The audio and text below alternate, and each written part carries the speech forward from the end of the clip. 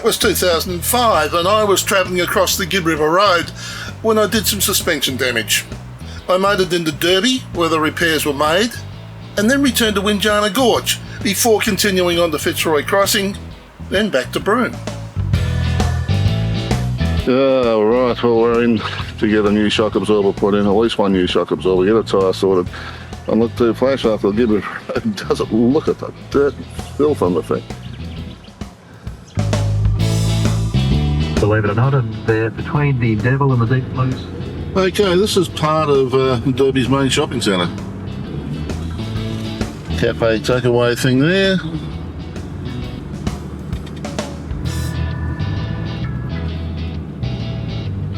Well, Centre just been in there and sorted out my emails and checked my banking, Celebration, Super Value. Quite a decent sized Super Value store actually. Video library, pharmacy, Record Mania, there's a service station, the exhaust centre, and the other side's a newsagent. Might take a visit there in half a tick. And around the corner's a tyre store. Right, we're in Derby. This is mile 4. It's 120 metres long. It's the longest cattle trough. Which is 322 metres deep according to information. This is Derby's Boab tree. It's a lot more easily accessible probably than the one up in Wyndham.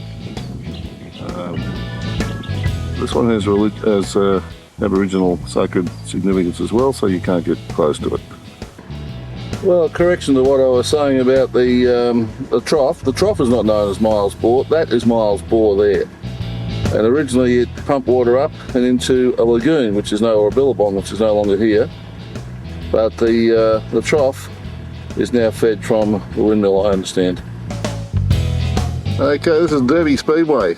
It's just out of town, just over the back of the track, just over the back of the other side there, is the Motocross Club. And then out behind us, there's a pistol shooting club out there as well. Okay, it's midday and this is low tide in Derby. High tide's around about 6 or 7 o'clock tonight. So once we get the car back, we might come down and have a look at that happening.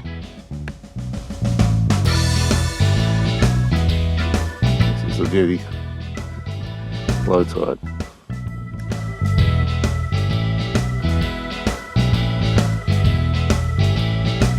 There is actually a boat sitting on the mud bank over there.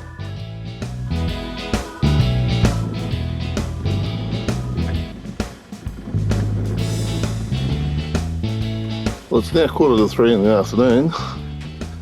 The tide's come in quite considerably since then. The idea was to hang around here until 6 o'clock tonight and watch it rising. We got through the we've got the shock absorbers on a lot quicker than we thought, and so I'm going to make a run for Windjana Gorge before dark. See a boat that was sitting on the mud before. You can see how close the water is now to those tyres. A few minutes ago that water was shy of that. That's the next point. Okay, it's about 3 or 4 minutes later and the water's now reached that rock. And it'll keep coming until it's right up in here somewhere. Okay, so as I talk, I'm now heading off to Windjana Gorge. It's getting close to 3 o'clock. Okay, this is Windjana Gorge. And this is the Napier Range. You may remember we came through it yesterday. It was quite a weird one. It was just sort of like a vertical thing stuck up in the air. You threw it and that was it, gone. Well, there it is. It just stands straight up out of the ground. Beautiful time of the day to have a look at it. We'll actually go in and have a look at the gorge, of course, tomorrow morning. This afternoon. Now, time to set up. But everything's here. Showers, flush toilets, telephone, the whole deal. It's just all too civilised. Okay, we're just about to go through the Windjana Gorge, and the first thing is the sun right to the east, of course, and the sun's rays pattern straight up the riverbed. It's not a road, it's the sun shining on the riverbed. First thing, straight through a little crevasse on the rock.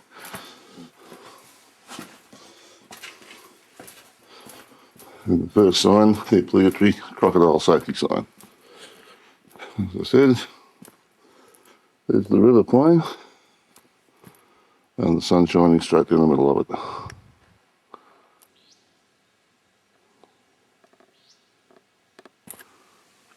There were a few birds out this morning. Still a bit early for the kangaroos, for the crocodiles though. There's one of the beasties just having a little lie on the water there.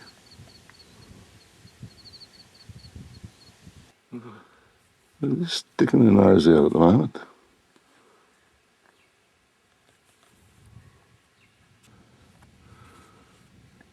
This one's out for a photo shoot.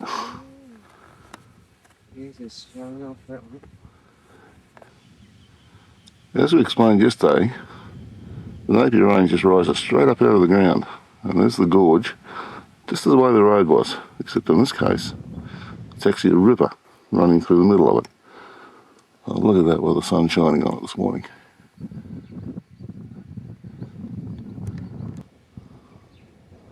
A few people out this morning. It's too early for the crocs to really be out because it's just gone. It's after 7, I suppose, but this afternoon they'll be out in force, I think.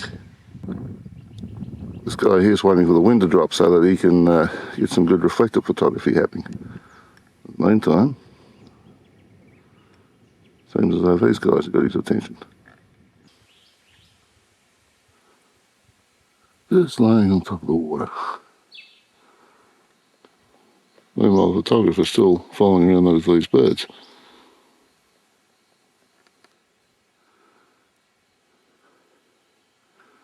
So to show a bit more of himself.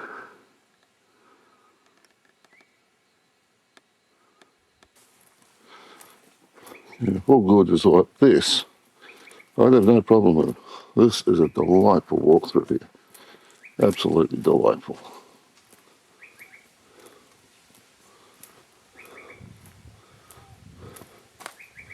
Another watercourse running around the bottom of the rock.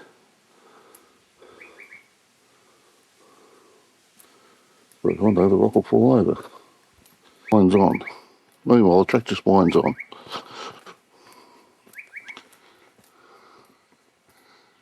And the gorge goes up. Just talking about that track, let me say I wouldn't want to be the person whose job it was to go through and redefine the track after a wet season. Still the gorge goes on. About 3.5 kilometres long. You can see where the river actually runs. How high the debris is up the trees. Some nice interesting little rock formations right on the top up there. Look at that one, for example, just sitting there. That's looking back towards the campsite. That's looking further upstream. Is a croc in there? Yep. Yeah, there's one there. His old head sticking up. There he goes. Had enough. Okay, well these guys have decided to come out of the water now and have a little bit of a soak in the sun.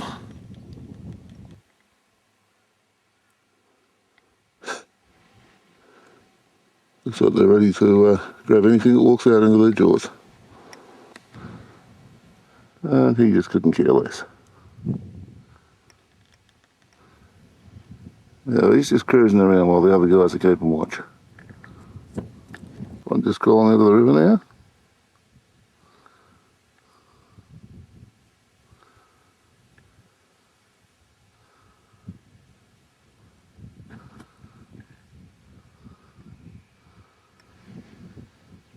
A bit bigger than that one. Little lake. He's a fairly decent sized one. Big one alongside. Another one's just joined them. One last look at them, and we're on our way. Get around. Yeah, my brother's stuff, he's from brother.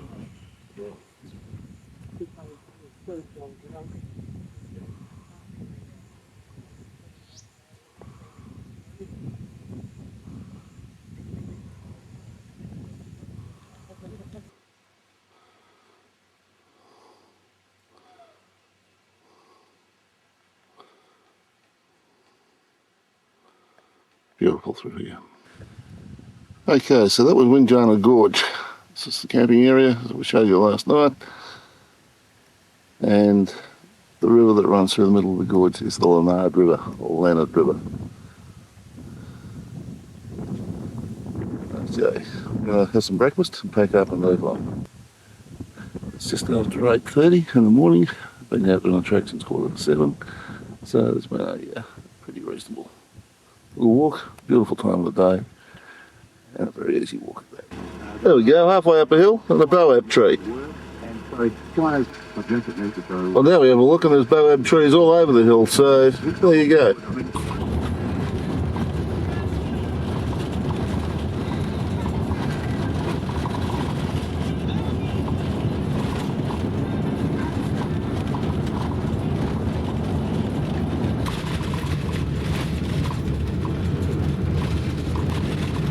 Getting close now to the Fitzroy Crossing, well, to the T-junction that'll take us across into Fitzroy Crossing, so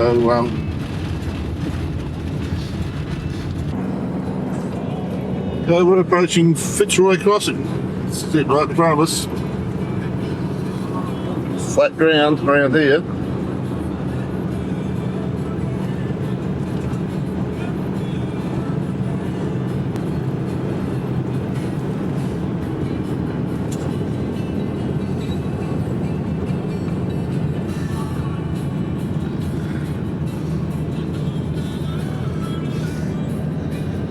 Got a Yali Roadhouse.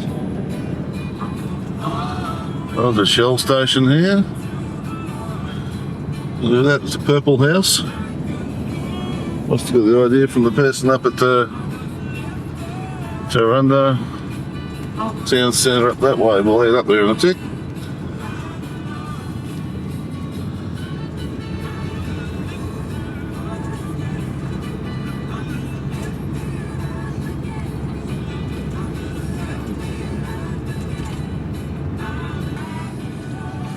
Yeah, I don't know whether it's the Fitzroy River or whatever it is. The crossing, it's a single car, one car lane thing.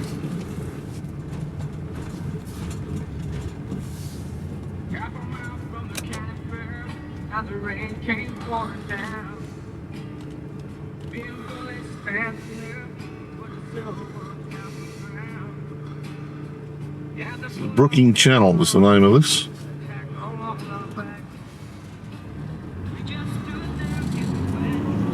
That's it. And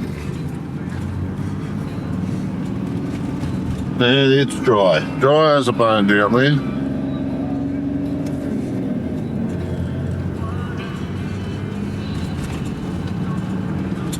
This one's the Fitzroy River. Also, dry as a bone. Oh well, there's water up there.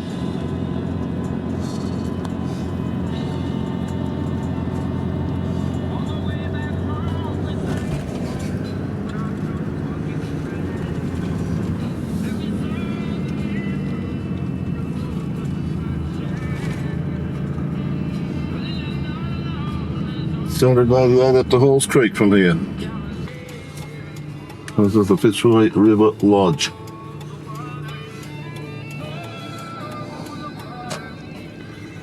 Well, we're going now back to town. So, their specialist supermarket this side of the town.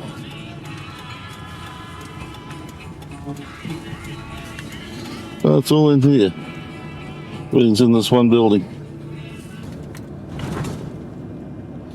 Well, we're going to have a look. Okay, this is the Geiki Gorge facilities. There are boat tours. The calm one is at 3 o'clock. I don't want to wait that long. There's another one that starts at 2 o'clock. 3-hour cruise. I don't particularly want to take that one either. So we just might have a quick look around and then get moving and head for Broome. And this is the Fitzroy River.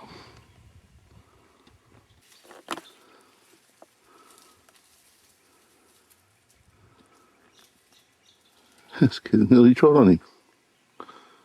Scared the shit out of each other.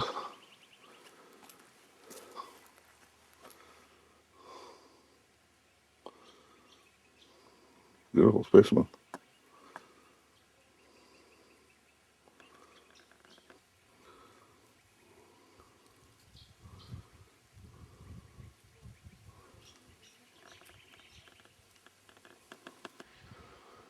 Now I understand when the river is in flood, it can cover up to 1.5 kilometres of land. So in other words, a lot of the land around Fitzroy Crossing is underwater. Now that's how far down the river is. I'm up 40 feet, 50 feet above it. Look at that. This is all underwater. And this is the cruise boat dock down here. Okay, I think the other boat thing was probably calms. I think this one is probably the commercial one. And that, I guess, is part of the gorge wall to start with. I absolutely love that. Absolutely. Okay, it's 20 past 1. Still an hour and a half before that boat cruise goes, so I'm going to get moving. Having a look at it, I don't think it'll be anywhere near as exciting or as interesting as what Catherine Gorge is. I'm probably wrong, but I'm heading for Broome. It's 300 kilometres, and with a bit of luck we should be there by, well, certainly by 5 o'clock anyway. Crossing in, and this apparently is the old original crossing down here somewhere. There's a caravan park. A bit of destruction from the river going through. There's the river down the bottom. Looks like a picnic ground here. That's the way it is up here. Everyone sits around under a tree. Okay, well, we're about 80 kilometres short of the Derby turnoff, and the land is dead flat. Now we get the sub ahead of us. Almost wondering whether it's slag heaps, but I don't see anything on the map. Whatever it is, we go through the middle of it.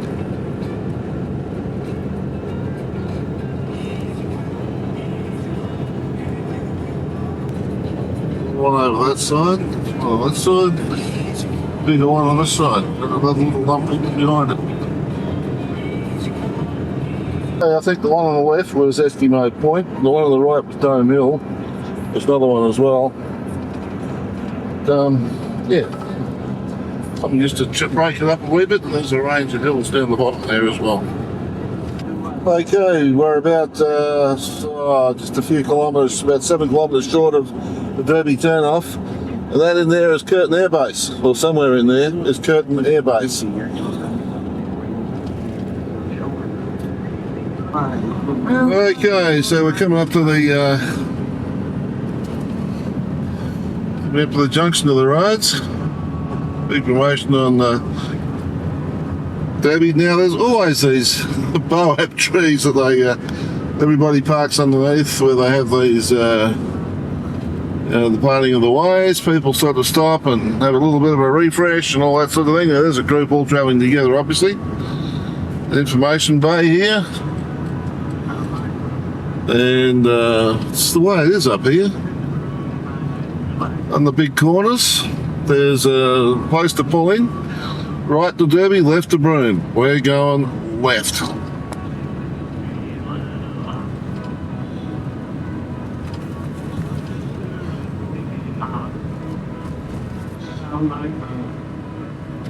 Okay, 179.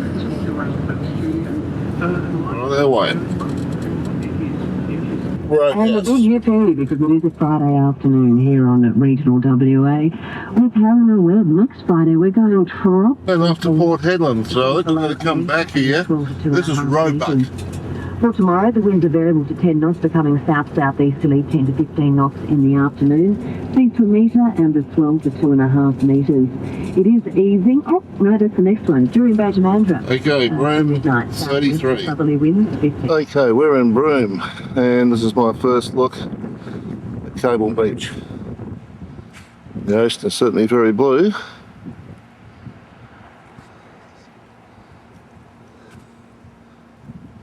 And down the way there, a lot of cars on the beach as well. Behind me here is the car park, one of the car parks.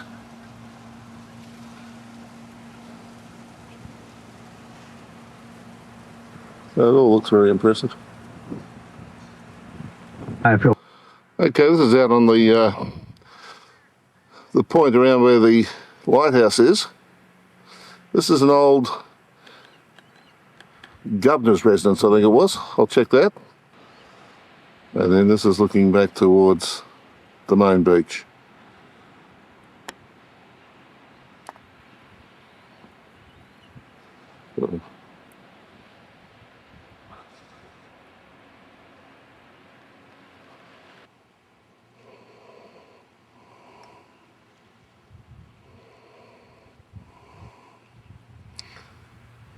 Okay, this is just the from the point. This is the coastline. Beautiful blue ocean out there.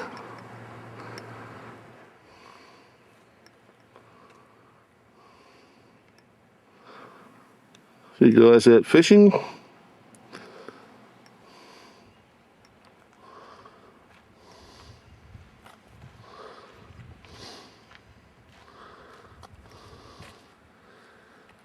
There we are, up to the house and lighthouse.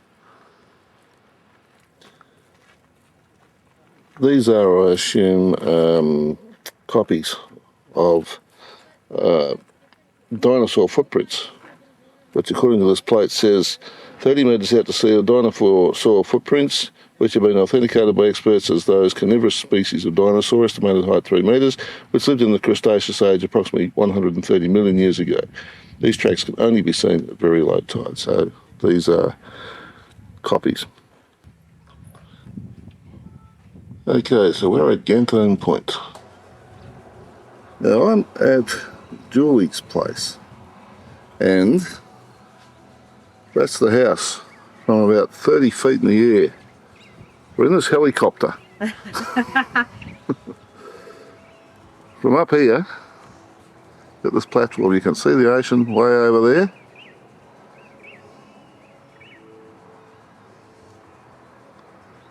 And it's basically all around us. Because I believe Broome is on an isthmus. Isthmus. That's the word. What's an isthmus? It's a piece of land that juts out into the ocean.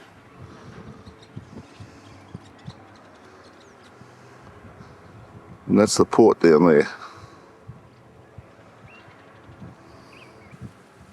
The property that we're on is owned by Pasbali, the Pearl people, and that shed there is part of their yard up here in Broome. Just below us is the Broome International Golf Course. 3-hole mini golf. 3-hole mini golf. How would you like this in your backyard? It goes up, up, and that's where the last bit of video was taken from. Now, this is a view of the town jetty, or the town side of Broome Harbour from the golf club car park. Now this is the part of the town area of Broome behind me. And as I swing it round, this is the town beach side of it. The mangroves in the foreground, the beach down there.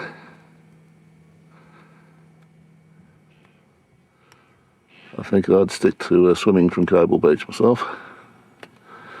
This bit of ground I'm standing on with a lot of broken glass, so obviously which is where they have their parties. It's all part of the old original Chinatown, because it's all changed over the years, of course.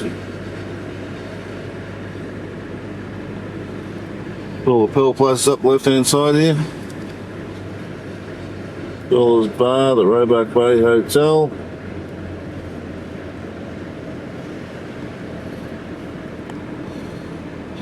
Pearl luggage display coming up here on the left.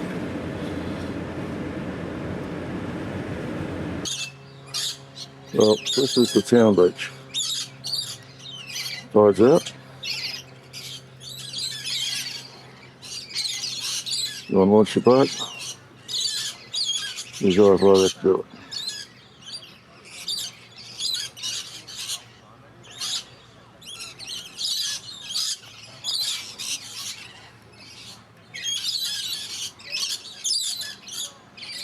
Go and park up behind it.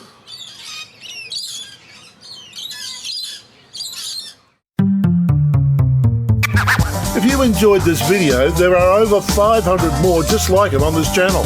Subscribe and hit the notification bell and we'll let you know when the next video is available. If you liked this video, hit the like button and feel free to share with your friends. Thanks for watching.